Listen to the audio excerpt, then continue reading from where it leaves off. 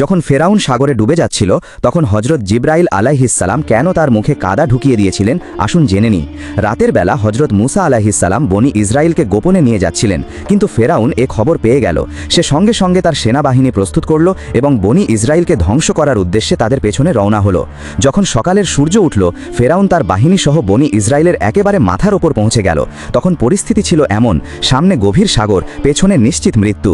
ভয়ে বনি ইসরাইল চিৎকার করে উঠল, নিশ্চয়ই আমরা ধরা পড়ে গেছি। কিন্তু হজরত মুসা আলাইহিসসালামের ঈমান এতটাই দৃঢ় ছিল যে ভয়ের ঝড়ও তার সামনে নিষ্ফল হয়ে গেল। তিনি বললেন, কখনোই না, নিশ্চয়ই আমার সঙ্গে আমার রব আছেন, তিনি আমাকে পথ দেখাবেন। আল্লাহর নির্দেশে তিনি তার লাঠি সাগরের পানিতে আঘাত করলেন। মুহূর্তের মধ্যেই সাগর ফেটে গেল, পানি দুপাশে বিশাল পাহাড়ের মতো দাঁড়িয়ে গেল এবং মাঝখানে একেবারে শুকনো পথ তৈরি হয়ে গেল। হজরত মুসা ও বনি ইসরাইল সেই পথে এগিয়ে গেলেন। ফেরাউন ও তার সেনাবাহিনী অত্যন্ত শত্রুতা নিয়ে তাদের পেছনে ধাওয়া করল। যখন হজরত মুসা আলাইহিসসালাম ও বনি ইসরাইলের শেষ মানুষটিও অপর প্রান্তে পৌঁছে গেল, তখন আল্লাহ পানি আবার একত্রিত করে দিলেন এবং সবাইকে ডুবিয়ে দিলেন। ডুবে যাওয়ার মুহূর্তে ফেরাউন বলল, আমি ঈমান আনলাম যে তিনি ছাড়া আর কোনো উপাস্য নেই যার ওপর বনি ইসরাইল ঈমান এনেছে, আর আমি অনুগতদের অন্তর্ভুক্ত।